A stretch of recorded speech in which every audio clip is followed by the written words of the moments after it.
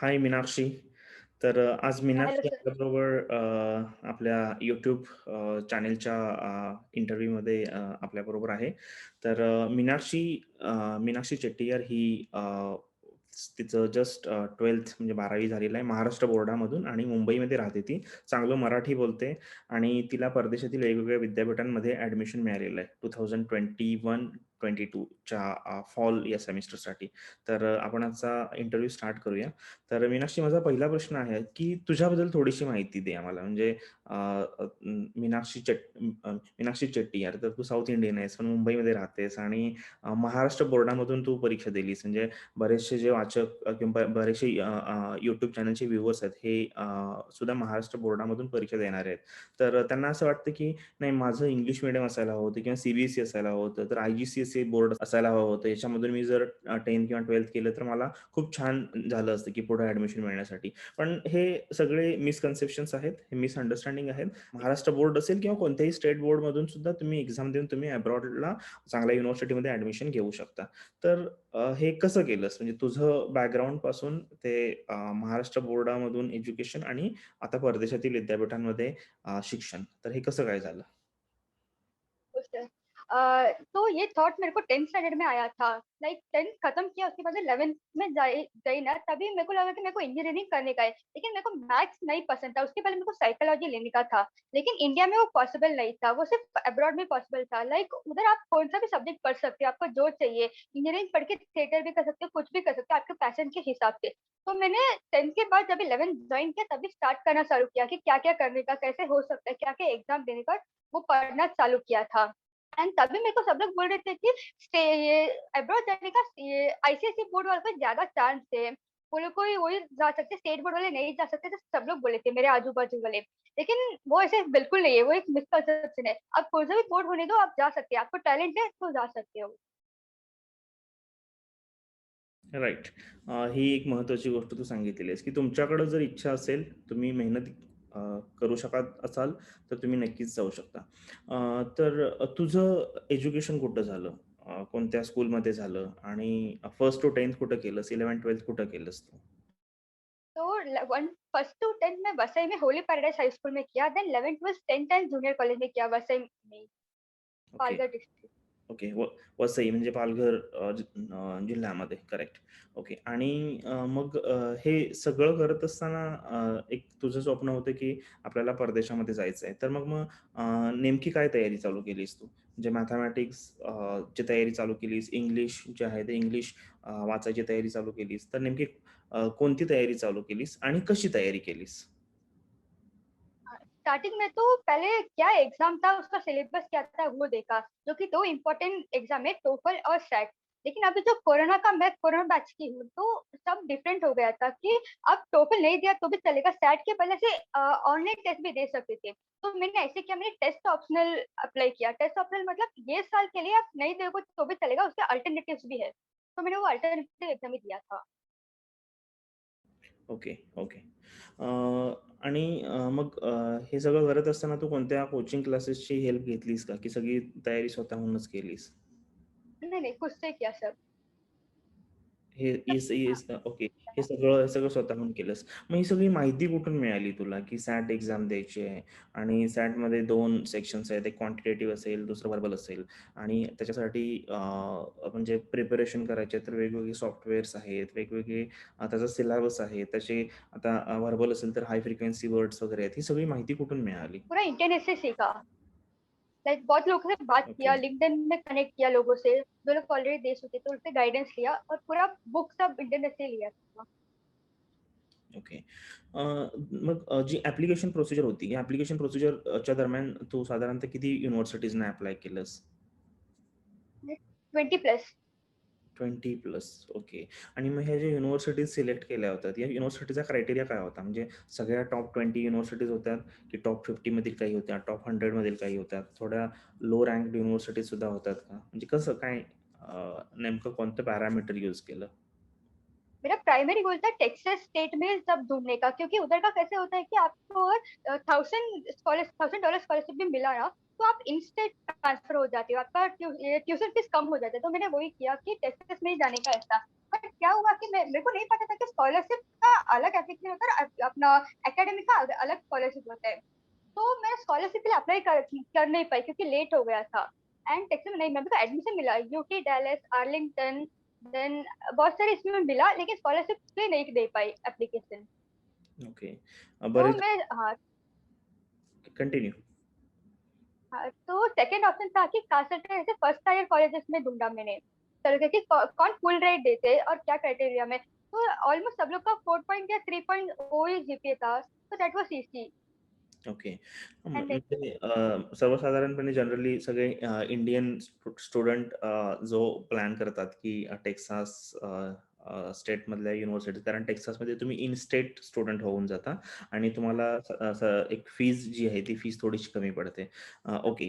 मग तू अप्लाय केल्यानंतर तुला सगळ्या युनिव्हर्सिटीजकडून ॲक्सेप्टन्स मिळाला की काही युनिव्हर्सिटीजनी ॲक्सेप्ट केलं पण स्कॉलरशिप दिली नाही, की काही युनिव्हर्सिटीजनी रिजेक्ट वगैरे केलं, म्हणजे कसं होतं नेमकं? लाइक मैंने 2024 कॉलेज में अप्लाई किया था, उसमें से ऑलमोस्ट 90-20 में स्कॉलरशिप के साथ मिला और 4-5 में नहीं मिला बिल्कुल। ओके. लाइक 1000-10,000 डॉलर ही था उसका, तो बहुत कम था डॉलर। ओके. ओके. आणि मग आता हे जे ॲडमिशन मिळालं, या ॲडमिशनसाठी तुझ्या मते महत्त्वाचे कोणते क्रायटेरियाज होते? महत्त्वाचे कोणते फॅक्टर्स होते? की तुझं 10th आणि 12thचा स्कोर, की एक्स्ट्रा करिक्युलर ॲक्टिव्हिटीज, की बाकी डॉक्युमेंटेशन असेल, letter of recommendation, statement of purpose, किंवा सॅट आणि टोफेलमधला स्कोर. हे सगळे फॅक्टर तर असतातच महत्त्वाचे. पण यातला नेमका कोणता फॅक्टर तुझ्या बाबतीमध्ये चांगला होता?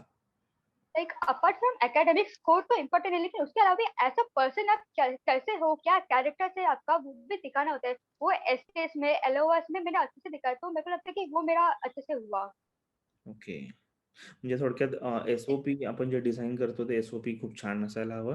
त्याच्यामध्ये तुम्ही काय आहात हे तुम्हाला खूप चांगल्या पद्धतीने मांडता यायला हवं, चांगल्या पद्धतीनं राईट करता यायला हवं, आणि तुमचे जे लेटर ऑफ रिकमेंडेशन्स आहेत ते सुद्धा तेवढेच चांगली असायला हवेत. ओके. म्हणजे हे फॅक्टर्स आहेत जे ॲडमिशन आणि स्कॉलरशिप हे मिळण्यासाठी युजफुल झाले. ओके, तो ओके. आणि एक्स्ट्रा करिकुलर ऍक्टिव्हिटीज पण अच्छा होना चाहिए। ओके. एक्स्ट्रा करिक्युलर ॲक्टिव्हिटीज स्कूलमध्ये तुझ्या ज्या होत्या, त्यामध्ये प्रामुख्याने कोणत्या ॲक्टिव्हिटीज होत्या? कोणत्या ॲक्टिव्हिटीजमध्ये तू पार्टिसिपेट करत होतीस आणि कोणत्या ॲक्टिव्हिटीजमध्ये तुला यश मिळत होतं? मैं स्कूल टाइम से फुटबॉल, चेस, बैडमिंटन खेलती थी स्टेट लेवल में। तो वो था। देन 11th में तो मैंने बहुत सारे वॉलंटियर्स वर्क करना चालू किया। लाइक मेरे को ड्राइंग में इंटरेस्ट था, तो हम लोग वॉलंटियर ड्राइव में जाते थे कि बीच क्लीन अप या फूड ड्राइव में जाते थे।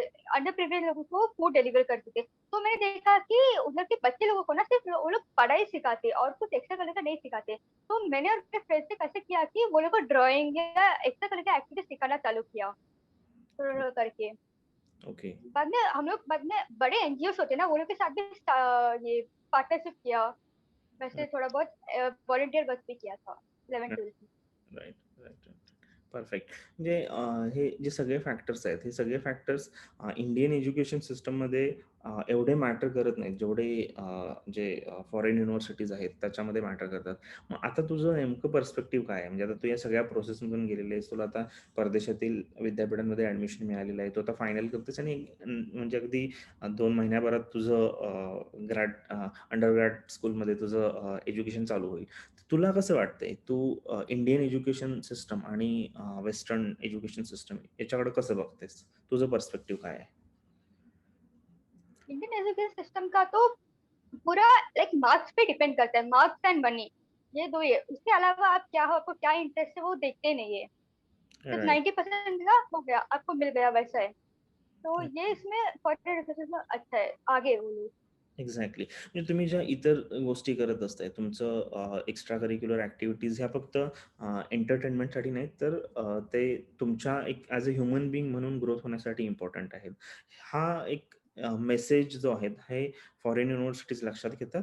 तुम्ही means being a student also तुम्ही इतर जे लोकं आहेत, जे नीडी आहेत, जे म्हणजे ज्यांना वेगवेगळ्या स्पेशल रिक्वायरमेंट्स आहेत, तुम्ही त्यांना हेल्प करताय. याचा अर्थ तुम्ही कंपॅशनेट आहात. तुम्हाला सोसायटीसाठी काहीतरी करायची इच्छा आहे.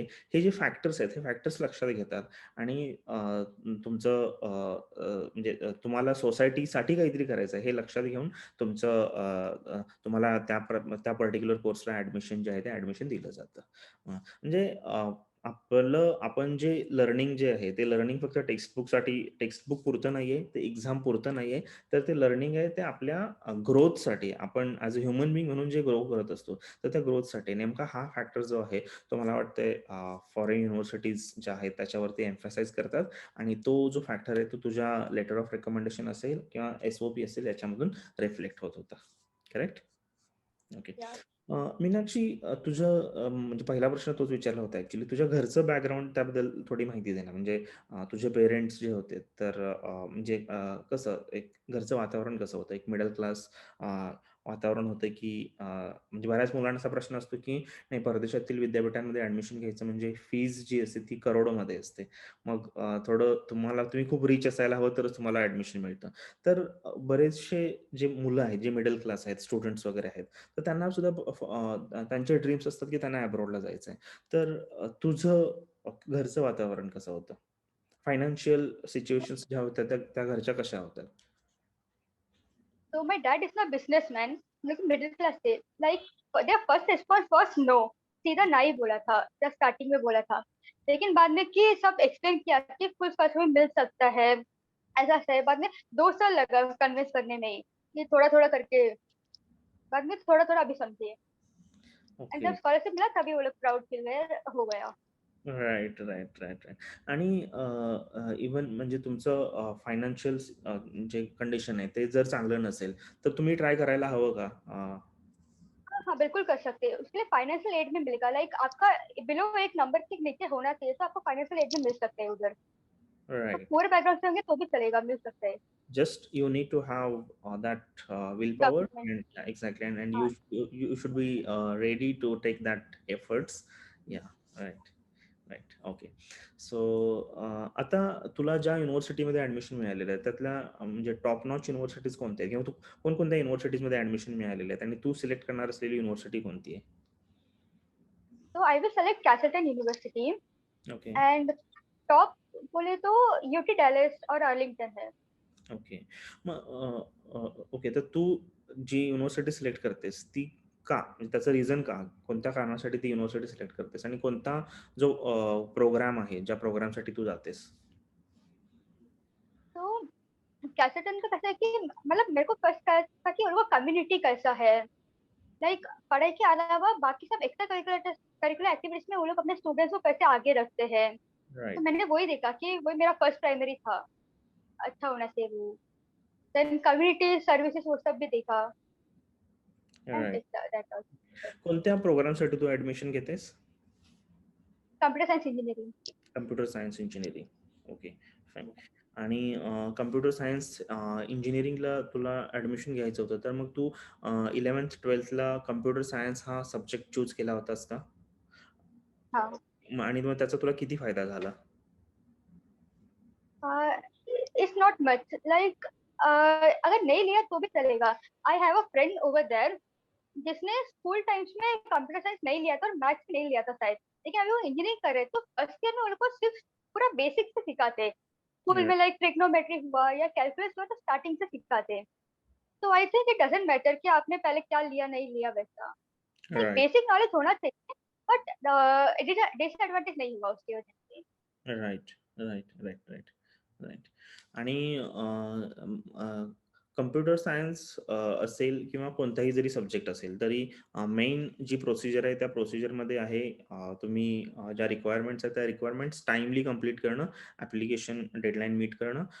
त्या ॲप्लिकेशन डेडलाईन मीट करत असताना तुम्हाला स्कॉलरशिप हवी असेल, तर त्या स्कॉलरशिपसाठी तुम्ही तुमचं जे ॲप्लिकेशन आहे, ते रेडी बनवणं आणि तुम्ही तुमचं जे स्ट्रेंथ्स आहेत, तुमच्या वीकनेसेस आहेत, ते लक्षात घेऊन तुमचं एस-ओ-पी किंवा एल-ओ-आर जे आहे ते ते ते बनवायला हवं आणि अकॉर्डिंगली तुम्ही अप्लाय करायला हवं. कारण हे मेन फॅक्टर्स आहेत जे ॲडमिशन तुम्हाला मिळवायला हेल्प करतात. ओके.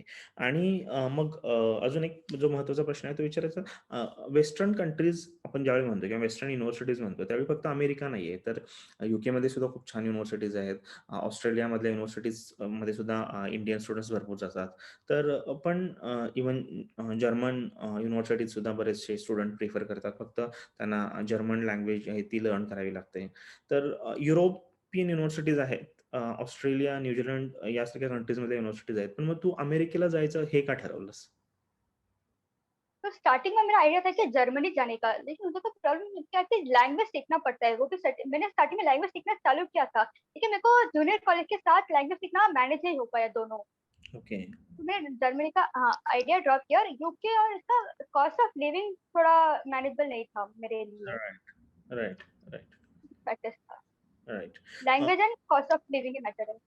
Right, right, right. तू म्हणजे ज्यावेळी ॲप्लिकेशन केलंस तर तुला बऱ्याच युनिव्हर्सिटीकडून ॲडमिशन मिळालं आणि जवळपास मॅक्सिमम युनिव्हर्सिटीकडून तुला स्कॉलरशिप मिळाली.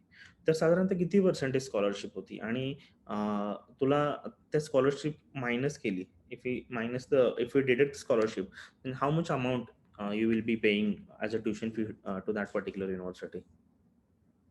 तो कैसलटन का कैसे है कि $48 है टोटल मिला के tuition fees living cost, and मेरा ट्यूशन फीस 100% ऑफ है, मतलब फ्री है, ट्यूशन फीस नहीं भरना पड़ेगा। तो उसको माइनस किया तो रुपीज में देखा जाएगा तो 10 to 15,000 पे करना, 15 लाख पे करना पड़ेगा। Right. Okay. So that is per year और फॉर की 4 वर्षांसाठी? Per year. Okay, okay, okay. Fine. So मग याच्यासाठी जे फायनान्शियल डॉक्युमेंट्स होते, ते फायनान्शियल डॉक्युमेंट कसे प्रिपेअर केलेत? त्याच्यामध्ये पेरेंट्सची काही हेल्प झाली का? किंवा की अजून काही दुसरं लीगल प्रोसिजर्स होतात, की लॉयरकडे जा वगैरे असं काही करावं लागलं का? कारण युनिव्हर्सिटीला तुम्ही ज्यावेळी जात असताय, तर त्यावेळी युनिव्हर्सिटी ॲडमिशन तुम्ही ज्यावेळी घेत असताय, तुम्हाला I-20 येण्यापूर्वी तुम्हाला डॉक्युमेंट्स द्यावे लागतात. तर ते कसे तयार केलेत? I-20 के लिए दिखाना पड़ता है कि इतना अमाउंट अगर स्कॉलरशिप नहीं मिला तो भी टोटल अमाउंट हम लोग पे कर सकते हैं क्या, so that parents took care of it. Okay. तर मग पेरेंट्सची हेल्प कशी झाली या सगळ्या ड्युरिंग ऑल धिस जर्नी? तो ड्युरिंग नो, मैंने वो लोग को फाइनली बाद में फुल स्कॉलरशिप मिलने के बाद ही बोला था वो लोग को कि ओके, मैंने किया है ये सब और ये सब मिला ऐसा। स्टार्टिंग में इतना पता नहीं था कि I was so interested in it. Okay, okay, okay, okay. आणि I-20 आल्यानंतर कसं वाटलं?